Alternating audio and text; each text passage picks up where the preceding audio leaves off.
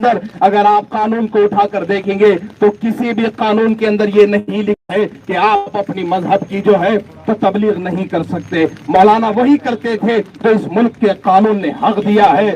جو لوگ ابھی بھی خواب غفلت میں سو رہے ہیں، جو لوگ یہ سوچ رہے ہیں کہ عدالتیں مولانا کو رہا کر دے گی تو ہم کو روڈ پر آنے کی ضرورت نہیں ہے، میں ان سے یہ کہنا چاہوں گا کہ جلتے گھر کو دیکھنے والوں، پھوس کا چھپر آپ کا ہے، آگ کے پیچھے تیز ہوا ہے، آگے مقدر آپ کا ہے.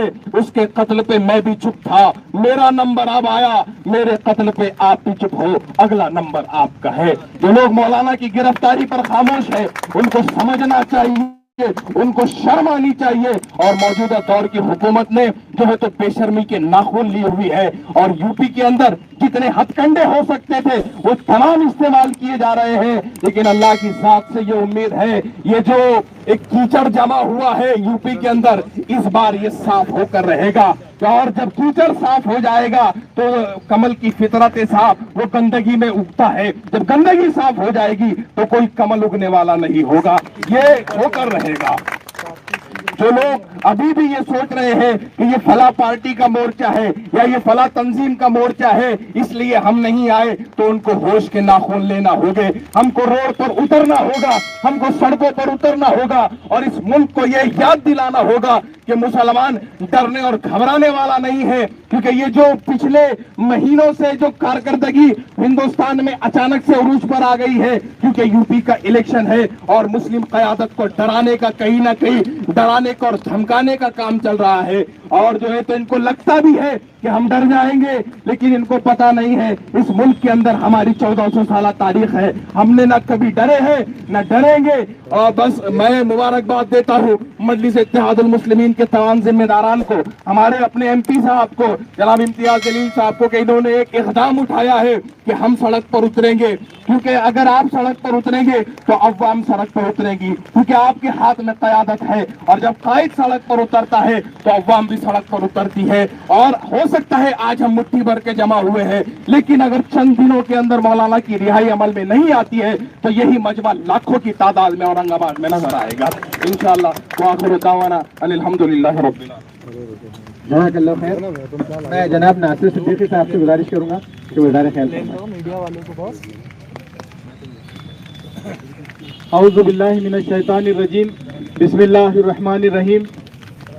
آج یہاں پر تمام موجود حاضرین، آپ تمام جانتے ہیں کہ آج ہمارے جمع ہونے کا مقصد یہی ہے کہ ہندوستان میں ایک طرف جمہوریت کو صاف کرنے کا، جمہوریت کے اوپر حملے کرنے کا نظام جاری ہے، وہی جمہوریت کی زندگی کے لیے، جمہوریت کو زندہ رکھنے کے لیے ہمارے قائد محترم بیرسٹر اسد الدین اویسی صاحب دن اور رات محنت کر رہے ہیں. وہ چاہتے ہیں کہ ہندوستان کے اندر جمہوریت کا نظام قائم رہے، کیونکہ جمہوریت سے سارے لوگوں کو انصاف ملتا ہے. لیکن یہاں پر ایک گروہ، ایک طبقہ ایسا آ چکا ہے کہ جمہوریت کو برباد کر کے یہاں پر صرف اور صرف دہشت گردی کا راج لانا چاہتا ہے. لیکن ان نادانوں کو یہ معلوم نہیں ہے کہ جب تک زندہ دل قومیں زندہ رہتی ہے تو ایسے نادانوں کا، ایسے دہشت گردوں کا انجام انشاءاللہ تعالی بہت بھیانک اور عبرتناک ہونے والا ہے. دوستوں، میں آپ تمام کو بتانا چاہتا ہوں کہ آئے دن بھارتیہ جنتا پارٹی ہو یا اس کے پالے ہوئے کچھ آوارہ دہشت گرد، جو میں سمجھتا ہوں کہ آپ کو بتانے میں کوئی حرج نہیں ہے کہ آسارام باپو کی گفاؤں سے جو ناجائز اولادیں پیدا ہوتی ہے، ویسی ناجائز اولادیں روڈوں پہ اتر کر جو دہشت نرمان کر رہی ہے، جو دہشت پھیلا رہی ہے، تو ان کو روکنے کے لیے انشاءاللہ تعالی ہندوستان کا ہر شہری جو جمہوریت کو پسند کرتا ہے وہ روڈوں کے اوپر اترے گا اور ان دہشت گردوں کا انشاءاللہ تعالی ایسا منہ توڑ جواب دے گا کہ وہ دہشت گرد زندگی بھر یاد رکھیں گے.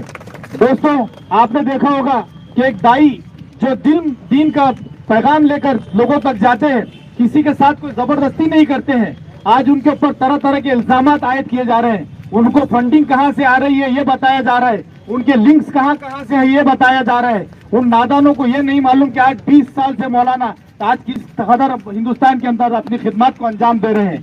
لیکن کہیں نہ کہیں در اس بات کا ہے کہ حقیقت سے اگر لوگوں کے سامنے آ گئی، اگر سارے کے سارے لوگ انصاف پسند ہو گئے تو ہندوستان میں ان دہشت گردوں کا کچھ نہیں رہنے والا ہے. تو اسی بات کو لے کر بیرسٹر اسدالدین اویسی صاحب کے مکانات کے اوپر بھی حملے کیے جاتے ہیں.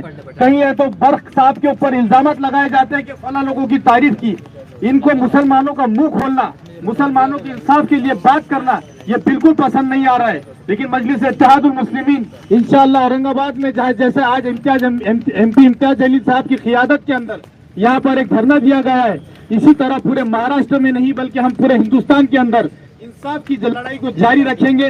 اور آگے بھی ہمارے رہنماؤں کے رہنمائی کے اندر ہم ہماری لڑائی کو جاری رکھیں گے. یہاں پر بولنے کا موقع دیا، شکریہ. خدا حافظ.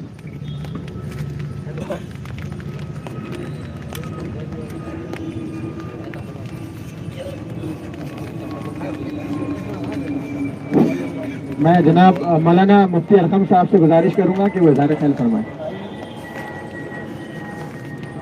الحمد للہ رب العالمین والصلاة والسلام علی سید الانبیاء والمرسلین محمد وعلی آلہ واصحابہ اجمعین.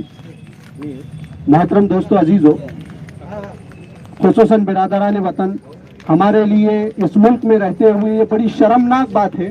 بہت شرم سے ہمارا سر جھک جاتا ہے کہ ایک ایسی منصف مزاج شخصیت اور ایک ایسی شخصیت جو محتاج تعارف صرف ہندوستان ہی نہیں بلکہ سارے جو ہے دنیا کے اندر محتاج تعارف نہیں ہے، ایسی شخصیت کو صرف اس بنیاد پر، صرف جھوٹے مقدمات اور جھوٹے الزامات کی بنیاد پر اٹھایا جاتا ہے کہ آپ اپنا دھرم زبردستی دوسرے پر تھوپتے ہو.